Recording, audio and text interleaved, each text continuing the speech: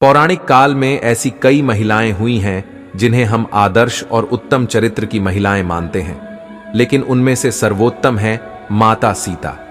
जैसे श्री राम को पुरुषों में उत्तम पुरुषोत्तम कहा गया है, उसी तरह माता सीता भी महिलाओं में सबसे उत्तम है। इसके कई कारण हैं। आओ जानते हैं सीता माता के बारे में 10 रहस्य। धर्मशास्त्रों में ऐसी ही अनेक गृहस्थ और पतिव्रता स्त्रियों के बारे में लिखा गया है जो आज भी हर नारी के लिए आदर्श और प्रेरणा है। अनेक लोग माता सीता के जीवन को संघर्ष से भरा भी मानते हैं, लेकिन असल में उनके ऐसे ही जीवन में हर कामकाजी या गृहस्थ स्त्री के लिए बेहतर और संतुलित जीवन के अनमोल सूत्र छुपे हैं। नंबर 1, कौन है सीता के माता पिता? देवी सीता मिथिला के राजा जनक की ज्येष्ठ पुत्री थीं, इसलिए उन्हें जानकी भी कहा जाता है। वाल्मीकि रामायण के अनुसार एक बार मिथिला में पड़े भयंकर सूखे से राजा जनक बेहद परेशान हो गए थे। तब इस समस्या से छुटकारा पाने के लिए उन्हें एक आर्षि ने यज्ञ करने और धरती पर हल चलाने का सुझाव दिया। उस आर्षि के सुझाव पर राजा जनक ने यज्ञ करवाया और उसके बाद राजा जनक धरती जोतने लगे।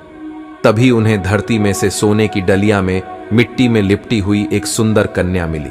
उस कन्या को हाथों में लेकर राजा जनक ने उसे सीता नाम दिया और उसे अपनी पुत्री के रूप में अपना लिया। यह रहस्य आज भी बरकरार है कि सीता के माता पिता कौन हैं। अब आप देखिए कि ऐसी महिला जिसे अपने माता पिता के बारे में कुछ भी नहीं पता है, वह राजमहल में पली बढ़ी। इस देश में ऐसी कई बालिकाएं हैं जिन्हें उनके माता पिता मंदिर की देहली, अस्पताल के बाहर या कचरे के ढेर पर छोड़कर चले गए हैं। ऐसी बालिकाओं को अनाथ आश्रम में जगह मिलती है या भाग्यवश वे किसी अच्छे घर की बेटी बन जाती है, लेकिन सैकड़ों ऐसी भी हैं जो कि सड़क पर अकेली ही भटक रही हैं। उन सभी महिलाओं को माता सीता की ओर देखना चाहिए और हौसला रखना चाहिए। नंबर 2, राम सीता का विवाह। यदि मन में श्रेष्ठ के चयन की दृढ़ इच्छा है तो निश्चित ही ऐसा ही होगा। सीता स्वयंवर तो सिर्फ एक नाटक था। असल में सीता ने राम और राम ने सीता को पहले ही चुन लिया था। मार्गशीर्ष अगहन मास की शुक्ल पक्ष की पंचमी को भगवान श्री राम तथा जनक पुत्री जानकी सीता का विवाह हुआ था। तभी से इस पंचमी को विवाह पंचमी पर्व के रूप में मनाया जाता है। निश्चित ही आज के दौर में किसी पुरुष में राम ढूंढना मुश्किल है, लेकिन इतना भी मुश्किल नहीं। एक पतिव्रता धर्म का जो पालन करे और 7 वचनों को जो गंभीरता से ले, उसी से विवाह करना चाहिए। महिलाओं को विवाह तो ऐसे ही व्यक्ति से करना चाहिए जो कि थोड़े बहुत संस्कारों का पालन करता हो और निर्वयासनी हो। यदि महिला आदर्श पुरुष की बजाय मॉडर्न पुरुष का चयन कर रही है तो यह रिस्क तो है ही, साथ ही वह समाज में नए प्रचलन को जन्म दे देगी। हो सकता है कि तब जिंदगी एक समझौता बन जाए। नंबर 3, असाधारण पतिव्रता। यह बहुत ही आश्चर्य है कि वनवास श्री राम को मिला, लेकिन माता सीता भी उनके साथ महलों के सारे सुख, धन और वैभव को छोड़कर चल दी, सिर्फ इसलिए कि उन्हें अपने पतिव्रता धर्म को निभाना था। इसलिए भी कि उन्होंने 7 वचन साथ में पढ़े थे। उस काल में वन बहुत ही भयानक हुआ करता था, वहां रहना भी बहुत कठिन था, लेकिन माता सीता ने राम के साथ ही रहना स्वीकार किया। निश्चित ही पति को अपनी पत्नी के हर कदम पर साथ देना जरूरी है, उसी तरह पत्नी का भी उसके पति के हर सुख और दुख में साथ देना जरूरी है। कोई महिला यदि अपने पति के दुख में दुखी और सुखी में सुखी नहीं होती है तो उसे सोचना चाहिए कि वह क्या है। आदर्श और उत्तम दाम्पत्य जीवन शिव पार्वती और राम सीता की तरह ही हो सकता है। नंबर 4, सिर्फ गृहिणी नहीं कामकाजी भी। माता सीता सिर्फ गृहिणी ही नहीं थी, अर्थात घर में रहकर रोटी बनाना या घर के ही कामकाज देखना। वे प्रभु श्री राम के हर कार्य में हाथ बटाती थीं। इस तरह वे एक कामकाजी महिला भी थीं। श्री राम जहां रुकते थे वहां वे 3 लोगों के रहने के लिए एक कुटिया बनाते, खुद के कपड़े बनाते, जलाने की लकड़ियां इकट्ठी करते और खाने के लिए कंदमूल तोड़ते थे। उक्त सभी कार्यों में लक्ष्मण सहित माता सीता उनका साथ देती थीं। नंबर 5, सीता का साहस। माता सीता का जब रावण ने अपहरण कर लिया और उन्हें अशोक वाटिका में रखा, तब इस कठिन परिस्थिति में उन्होंने शील, सहनशीलता, साहस और धर्म का पालन किया। इस दौरान रावण ने उन्हें साम, दाम, दंड और भेद और तरह तरह की नीति से अपनी ओर झुकाने का प्रयास किया, लेकिन माता सीता नहीं झुकी। क्योंकि उनको रावण की ताकत और वैभव के आगे अपने पति श्री राम और उनकी शक्ति के प्रति पूरा विश्वास था। लंकाधिपति रावण ने अपहरण करके 2 वर्ष तक माता सीता को अपनी कैद में रखा था। इस कैद में माता सीता एक वाटिका की गुफा में राक्षसनियों के पहरे में रहती थी। नंबर 6, सीता का विश्वास। हनुमान जब लंका में अशोक वाटिका पहुंचे तो वे भगवान श्री राम की जो अंगूठी लाए थे वह सीता को दी। सीता माता बहुत खुश हुई। उन्होंने अपने कष्ट को व्यक्त किया और आशंका और निराशा भी जताई कि इतना विलंब कैसे हो गया राम को आने में। नाथ कहीं भूल तो नहीं गए मुझे। सीता के मन की ऐसी स्थिति जानकर हनुमान ने कहा कि राम को आने में थोड़ा विलंब हो रहा है माता।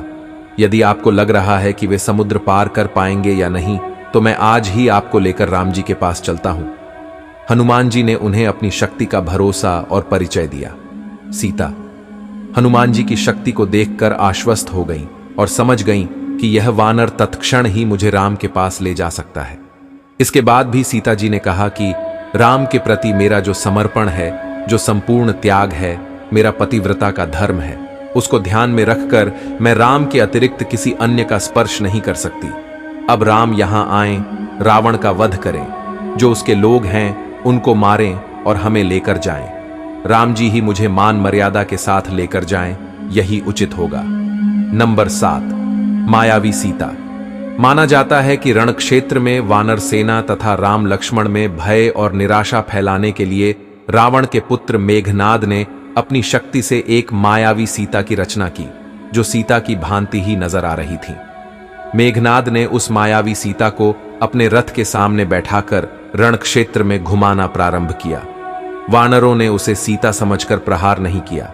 बाद में मेघनाद ने मायावी सीता के बालों को पकड़कर खींचा तथा सभी के सामने उसने उसके 2 टुकड़े कर दिए।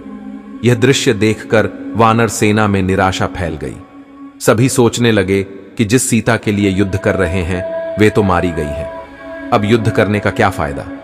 राम ने सीता की मृत्यु का समाचार सुना तो वे भी अचेत हो गए। चारों ओर फैला खून देखकर सब लोग शोकाकुल हो उठे। यह देखकर मेघनाद निकुंभिला देवी के स्थान पर जाकर हवन करने लगा। जब राम की चेतना लौटी तो लक्ष्मण और हनुमान ने उन्हें अनेक प्रकार से समझाया तथा विभीषण ने कहा कि रावण कभी भी सीता को मारने की आज्ञा नहीं दे सकता। अतः यह निश्चय ही मेघनाद की माया का प्रदर्शन है। आप निश्चिंत रहिए। बाद में कुछ दिन युद्ध और चला और अंततः रावण मारा गया। नंबर 8, सीता की अग्नि परीक्षा। सीता ने अग्नि परीक्षा दी थी या नहीं दी थी, यह सवाल अभी भी बना हुआ है। यह भी कहा जाता है कि उन्होंने अग्नि परीक्षा दी थी, लेकिन राम ने सीता का त्याग नहीं किया था। जिस सीता के बिना राम एक पल भी रह नहीं सकते और जिसके लिए उन्होंने सबसे बड़ा युद्ध लड़ा, उसे वे किसी व्यक्ति और समाज के कहने पर क्या छोड़ सकते हैं।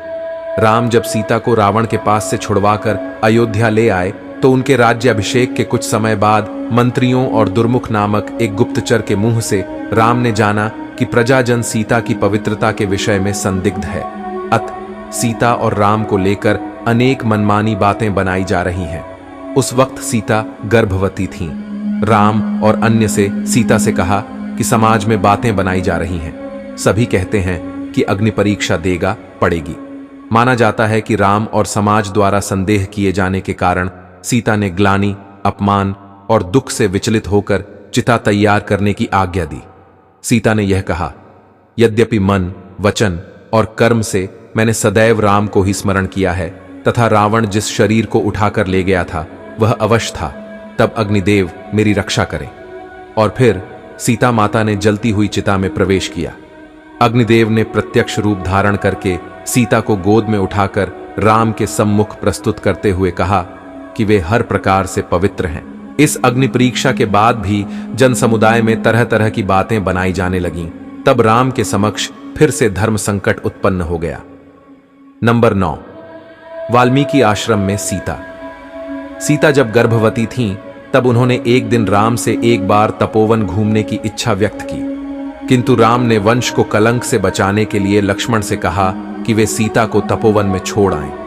हालांकि कुछ जगह उल्लेख है कि श्री राम का सम्मान उनकी प्रजा के बीच बना रहे, इसके लिए उन्होंने अयोध्या का महल छोड़ दिया और वन में जाकर वे वाल्मीकि आश्रम में रहने लगी। वे गर्भवती थीं और इसी अवस्था में उन्होंने अपना घर छोड़ा था। वाल्मीकि आश्रम से सीता ने लव और कुश नामक 2 जुड़वां बच्चों को जन्म दिया। नंबर 10, सीता की मृत्यु। माता सीता अपने पुत्रों के साथ वाल्मीकि आश्रम में ही रहती थीं। एक बार की बात है कि भगवान श्री राम ने अश्वमेध यज्ञ का आयोजन किया। उस यज्ञ में वाल्मीकि जी ने लव और कुश को रामायण सुनाने के लिए भेजा। राम ने दोनों कुमारों से यह चरित्र सुना। कहते हैं कि प्रतिदिन वे दोनों 20 सर्ग सुनाते थे। उत्तरकांड तक पहुंचने पर राम ने जाना कि वे दोनों राम के ही बालक हैं। तब राम ने सीता को कहलाया कि यदि वे निष्पाप हैं तो यहां सभा में आकर अपनी पवित्रता प्रकट करें। वाल्मीकि सीता को लेकर सभा में गए। वहां सभा में वशिष्ठ और ऋषि भी थे। वशिष्ठ जी ने कहा, हे राम, मैं वरुण का 10वां पुत्र हूं। जीवन में मैंने कभी झूठ नहीं बोला। ये दोनों तुम्हारे पुत्र हैं। यदि मैंने झूठ बोला हो तो मेरी तपस्या का फल मुझे न मिले। मैंने दिव्य दृष्टि से उसकी पवित्रता देख ली है। सीता हाथ जोड़कर नीचे मुंह करके बोली, हे धरती मां, यदि मैं पवित्र हूं तो धरती फट जाए और मैं उसमें समा जाऊं। जब सीता ने यह कहा तब नागों पर रखा एक सिंहासन पृथ्वी फाड़कर बाहर निकला। सिंहासन पर पृथ्वी देवी बैठी थीं। उन्होंने सीता को गोद में बैठा लिया। सीता के बैठते ही वह सिंहासन धरती में ढंसने लगा और सीता माता धरती में समा गईं। हालांकि पद्म पुराण में इसका वर्णन अलग मिलता है। पद्म पुराण की कथा में सीता धरती में नहीं समाई थी, बल्कि उन्होंने श्री राम के साथ रहकर सिंहासन का सुख भोगा था और उन्होंने भी राम के साथ में जल समाधि ले ली थी। इन बातों का निचोड़ यही है कि आज की स्त्री भी सीता के पावन चरित्र की तरह ही सेवा, संयम, त्याग, शालीनता, अच्छे व्यवहार, हिम्मत, शांति, निर्भयता, क्षमा और शांति को जीवन में स्थान देकर कामकाजी और दाम्पत्य जीवन के बीच संतुलन के साथ सफलता और सम्मान भी पा सकती है। तो इसी के साथ धन्यवाद मित्रों।